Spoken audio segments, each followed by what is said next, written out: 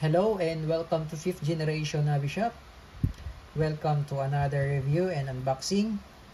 Shoutout muna natin yung may-ari ng unit, si Sir Julius Cabrera. Sir, welcome. Sir Julius Cabrera ng Virap Patanduanes. Okay, so ang ating re-review is the T4A Tactical Revolver TR50. This is Gen 2 by Umarex. So from the word TR50, Tactical Revolver TR50, this is caliber 50. So ang bala nito is caliber 50. Ayan po. Makikita nyo po sa specs nya, .50. Ayan, .50 CO2, 7.5 joules. So this is 7.5 joules. Okay? And pakita ko lang dito yung warning ni Umarex. Do not brandish or display this airgun in public. It may confuse people and may be a crime. Okay? So huwag lang natin i-show in public. Maganda naka-conceal. Okay? So this model is a tactical revolver TR50 na ang bala niya is caliber 50. So, ito yung caliber 50 na bala. This one is a caliber 50 rubber ball. Okay, this one is a rubber ball. And this one is a caliber 50 steel ball. Steel ball yan. Steel ball. And this one is a caliber 50. Ayan, caliber 50. Ang tawag po dito ay Sure Strike. Yan. So, meron siyang parang binabalutan siya ng aluminum ball. Tapos, itong nakabalot niya is plastic. Plastic yan. Para siyang, para siyang polymer na matigas na plastic siya eh. Yan o. So this one is not reusable.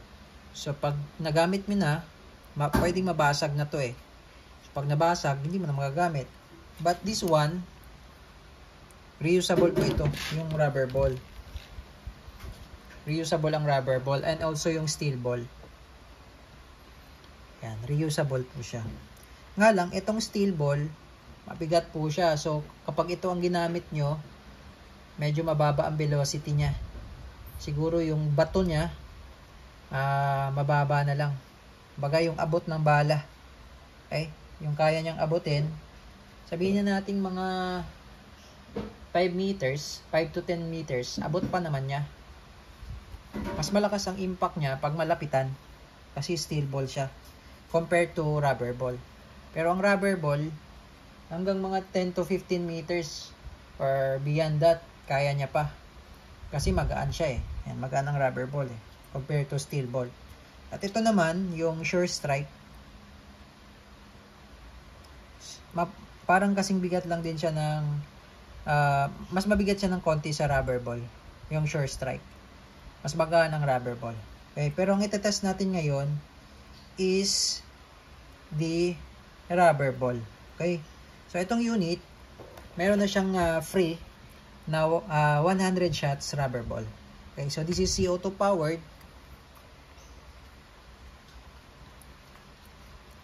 Then, yan, yung Gen 2 kasi, yung Gen 2 po, naka fiber optic sight na po. Yung Gen 1, hindi pa. Tapos, meron na siyang lagayan ng accessories. Pwede mo siyang lagyan ng flashlight, tsaka red dot optic. So, lagyan natin. So, ito meron tayo ditong thrust fire na rechargeable.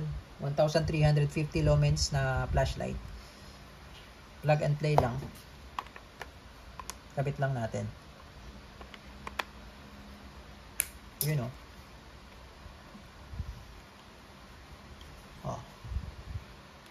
Bagay, di ba? Oh, ganda oh. And then, meron din tayo ditong red dot optic. Kapitan natin ng red dot optic.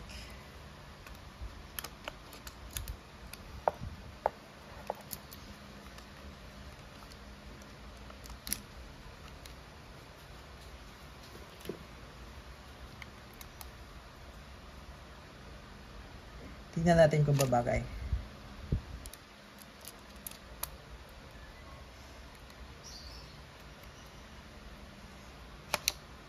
Yun.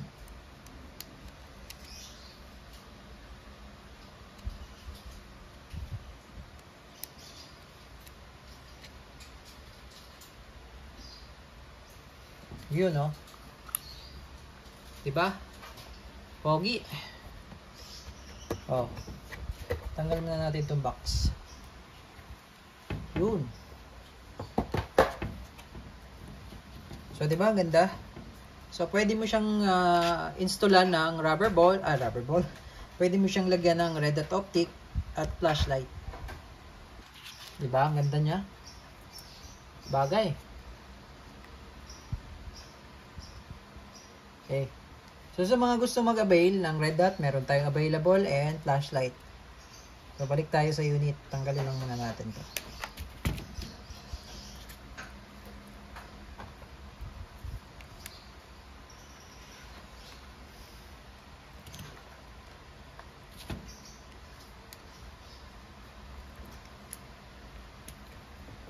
Okay. So, this unit is, ayun nga, caliber 50. So, sa pag-release ng magazine, ito lang. Release. And then, sa paglo-load naman ng bala, ito yung gear. So, depende sa bala na gagamitin nyo. No? Kapag ka-rubber ball, sa likod tayo maglalagay.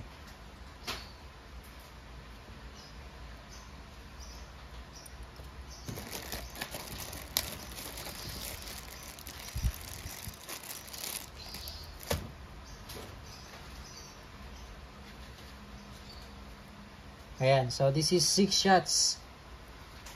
Okay? Ito yung likod. Ito yung harap.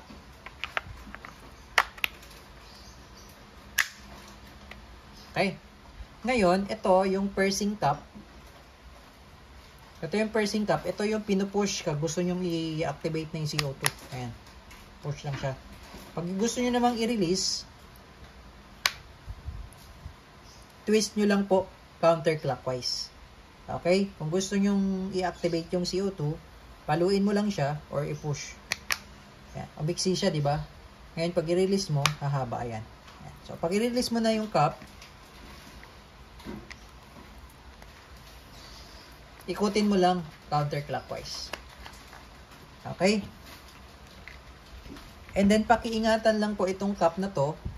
Kasi mayroon yan O-ring. Yan, may mga thread yan. Tapos may spring. May mga mechanism siya na bawal po siyang malaglag, bawal po siyang mahulog.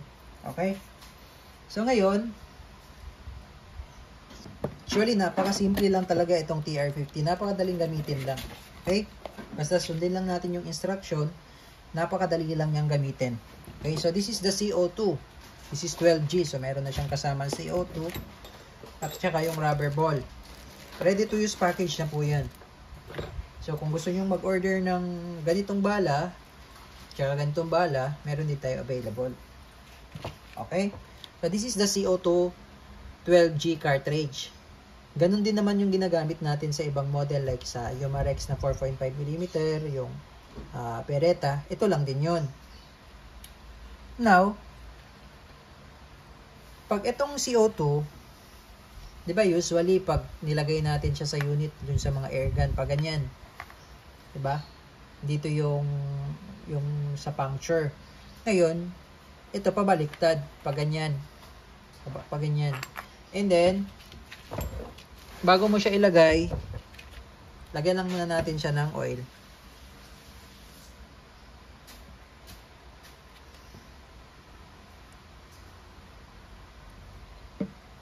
Okay. So, ito, ilalagay ko na po. Pag ganyan. Pag ganyan po ang load. Yung cap. Ngayon, hihigpitan ko lang siya.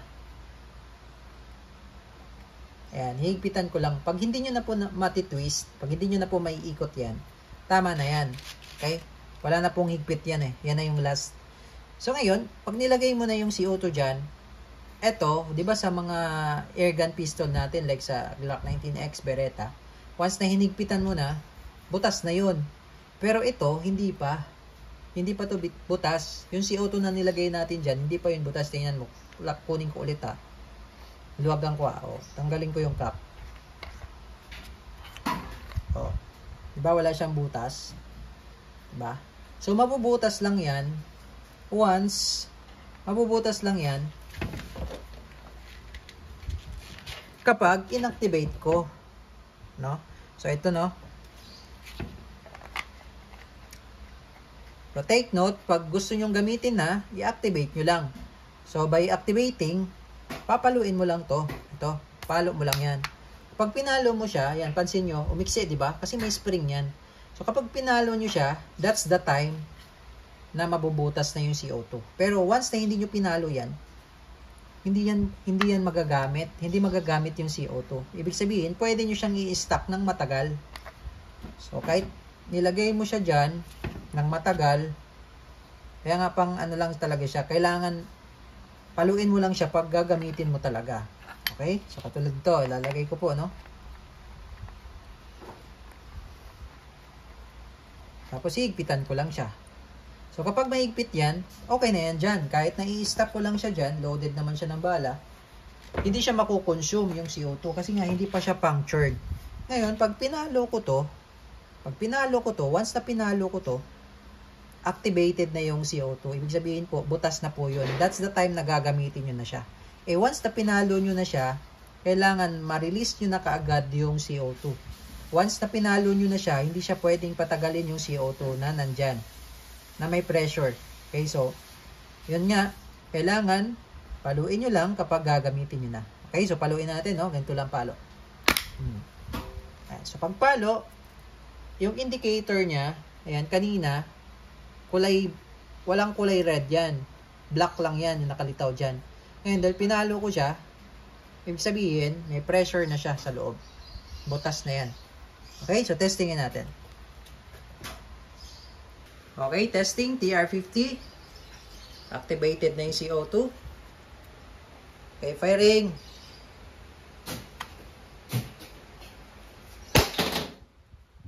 Ang lakas.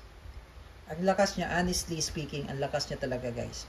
7 joules pa naman. Actually, meron pang mas malakas pa dito. Okay? Pero compare natin sa 3 joules, mas malakas talaga to. Okay? So, ngayon, Sir Julius, pinalo nyo na siya, di ba? So, meron na siyang pressure. Ngayon, wag nyo po itong i-release ng marami pang pressure. So, kailangan gamitin nyo po muna yung CO2. Iputok nyo. Pero, hindi pwedeng iputok ng walang bala. Kailangan may bala. Maglagay na lang siguro kayo dyan ng box na masalo yung bala kasi pwede nyo naman gamitin yung bala. Hanggang sa humina na yung CO2, yung pressure, tsaka nyo po i-release. Okay? So, ito. Bilangin natin yung magazine. No? Siguro sabihin na natin mga 5 to 6 magazine bago nyo i-release. Bago kayo mag-release ng excess na CO2. Tingnan nyo yun.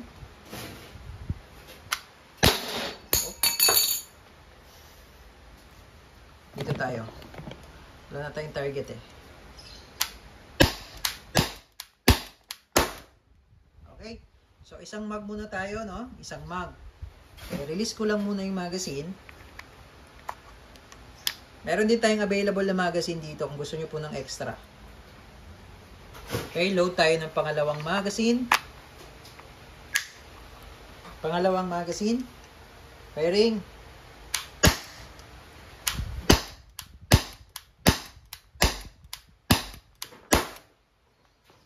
Pangalawang magazine po yun. Pangatlong magazine.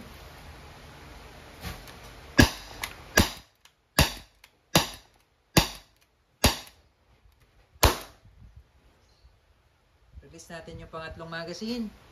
Pang-apat na magazine.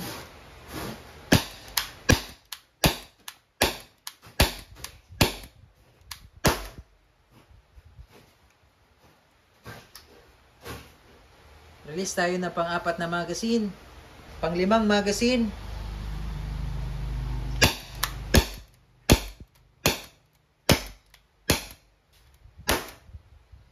Okay, pang-limang magazine. Pang-anim na magazine.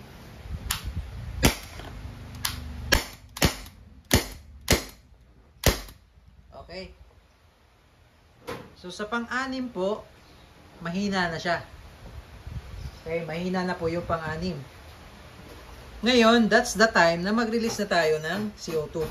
So, antayin nyo munang humina yung CO2, yung pressure. So, kailangan iputok nyo siya bago kayo mag-release ng CO2. Bawal po kasing mag-release ng CO2 kapag malakas pa yung CO2. Kasi pwedeng mag-twist yung pinaka-stopper niya dito. Doon nagkakaroon ng premature leak. Okay? So, para ma-release natin yung excess, ito, i-twist nyo lang counterclockwise. So, release na po yun. So, konting-konti na lang yung CO2 niya na excess.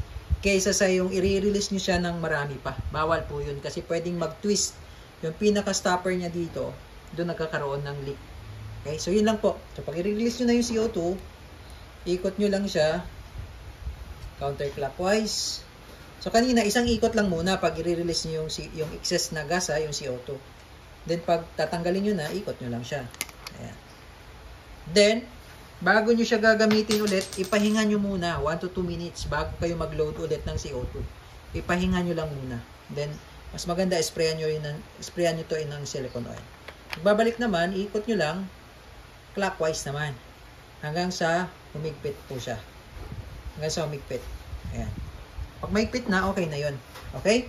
So, balik lang natin yung magazine.